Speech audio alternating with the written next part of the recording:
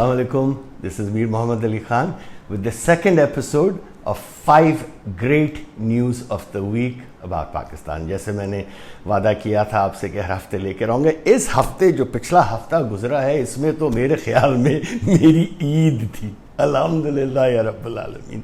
अच्छी से अच्छी खबरें, अच्छी से अच्छी खबरें, अच्छी से अच्छी खबरें ही आती रही पाकिस्तान के लिए।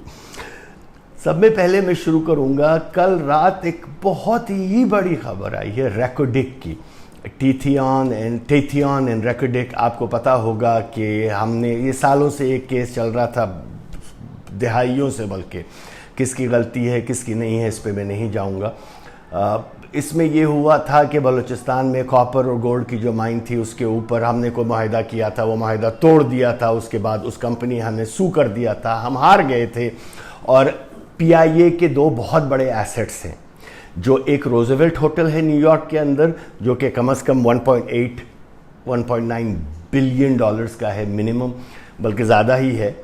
14,000 या 1.4 मिलियन डॉलर्स पर रूम के लिहाज से है वो होटल को, इसी तरह गेज किया जाता है वैल्यूएशन। दूसरा था स्क्राइब होटल पेरिस के अंदर। तो जो कंपनी हमारे खिलाफ, पाकिस्तान के खिलाफ जीत गई थी ये केस, उसमें उन्होंने ये 2 हमारे असासे अटैच कर दिए थे। तो हमने इसको अपील किया था ब्रिटिश वर्जिन आइलैंड के कोर्ट ने कल ये रिवर्स कर दिया। मतलब ये दोनों एसेट्स जो थे, जो कि टोटल 3.5 बिलियन डॉलर्स के बनते हैं, जो कि आई डोंट नो 500 अरब बनेंगे क्या बनेंगे, तो वो 500 अरब के असासों को जो हम हार चुके थे, पाकिस्तान के हाथ से निकल चुके थे, कल अल्हम्दुलिल्लाह ब्रिटिश वर्जिन आइलैंड के कोर्ट ने उसको रिवर्स कर दिया।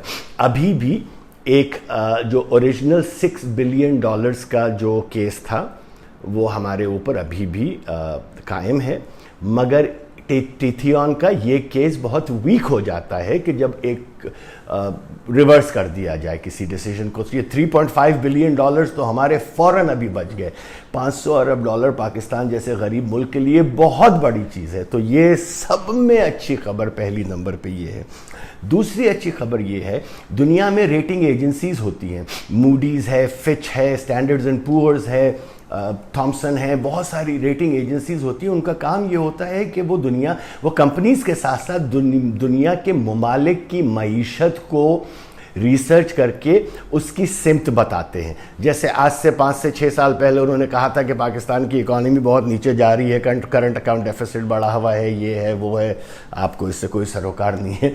मगर हमारी GDP ग्रोथ 1.5 पे आ गई थी। मैं 1 साल से कह रहा हूँ कि हमारी वी शेप रिकवरी होगी कोविड में इंशाल्लाह, जो आज प्रूव हुई है। पिछले हफ्ते मूडीज़ ने कहा है कि हमारी GDP ग्रोथ की एक्सपेक्टेशन या प्रोजेक्शन जो है वो 4.4% है। आज मैं आपको इस वीडियो में कह रहा हूँ ये इससे भी ज़्यादा होगी इंशाअल्लाह।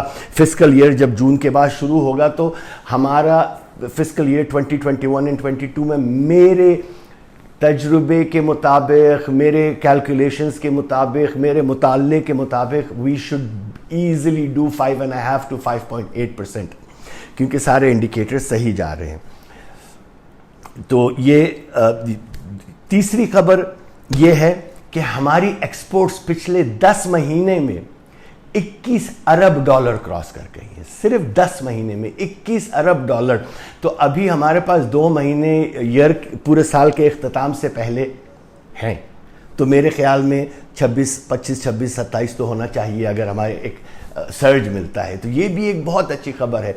जब आपकी एक्सपोर्ट्स ग्रो होती हैं तो यहाँ नौकरियाँ क्रिएट होती हैं, क्योंकि बनाने फैक्ट्रीज़ को ऑर्डर्स मिलते हैं, नौकरियाँ क्रिएट होती हैं, ज़र मुबादला आता है, बिजली की कंजम्पशन बढ़ती है, जिसकी वजह से हुकूमत को भी पैसे मिलते हैं और हमें कैपेसिटी पेमेंट्स नहीं करनी पड़ेंगी इतनी ज़्यादा आइडल कैपेसिटी के लिए।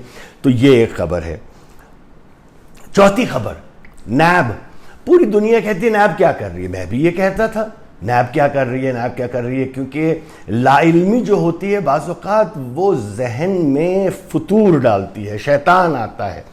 तो ये काम जो खैर मैं कर रहा हूँ ये तो पूरी हुकूमत को करना चाहिए। हर हफ्ते किसी मिनिस्टर को चाहिए कि एक ब्रीफिंग दे के अच्छी चीज़ें क्या हुई हैं इस मुल्क के अंदर। बहरहाल अल्हम्दुलिल्लाह आप मुहिब वतन पाकिस्तानी हैं, मैं मुहिब वतन पाकिस्तानी हूँ, तो एक मुहिब वतन पाकिस्तानी ये वीडियो बना रहा है आप सबकी आगाही के लिए।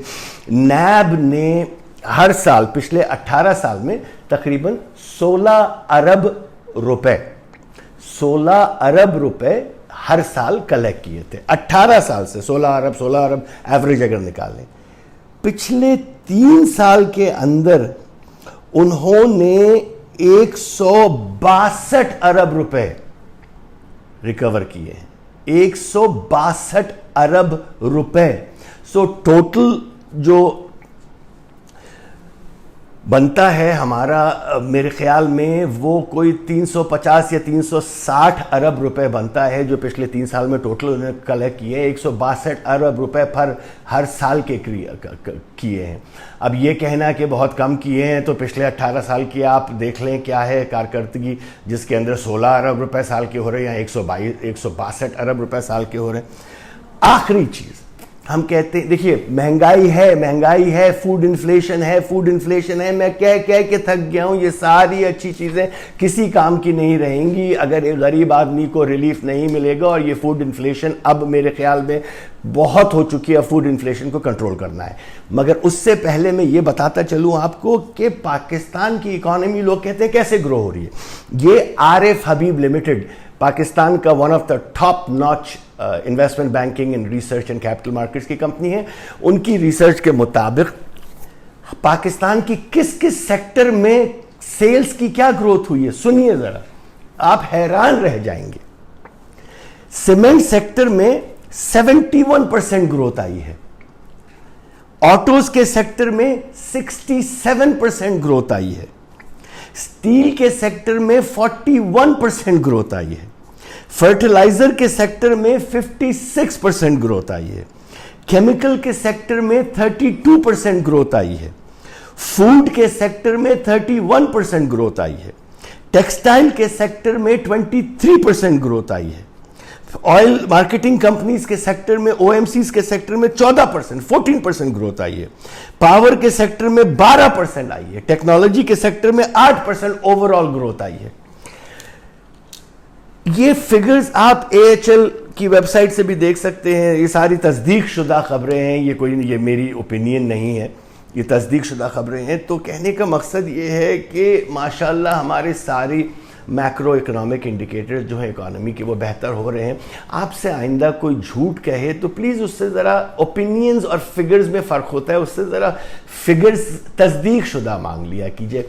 हाथ जोड़ के मैं आपसे दोबारा कहता हूँ, कोई पार्टी पाकिस्तान से ज़्यादा नहीं है। ना पीटीआई, ना पीएमएलएन, ना पीपीपी, ना कोई और पार्टी पाकिस्तान से ज़्यादा नहीं है। कोई लीडर पाकिस्तान से ज़्यादा नहीं है।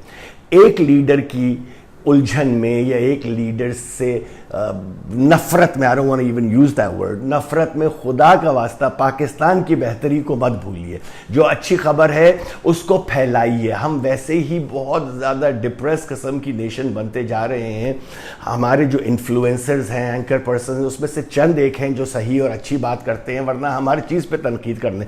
तनकीद सियासी अलग है, तनकीद पाकिस्तान की तरक्की के ऊपर अलग है। पाकिस्तान की तरक्की के ऊपर तनकीद कोई बर्दाश्त नहीं करेगा और ना ही ये जायज़ है। तो थैंक यू सो मच। इस हफ्ते का ये वीडियो है। अगले हफ्ते इंशाल्लाह फिर एक अच्छा वीडियो बनाएंगे। दुआ करते रहें कि मुझे अच्छी खबरें मिलती रहें।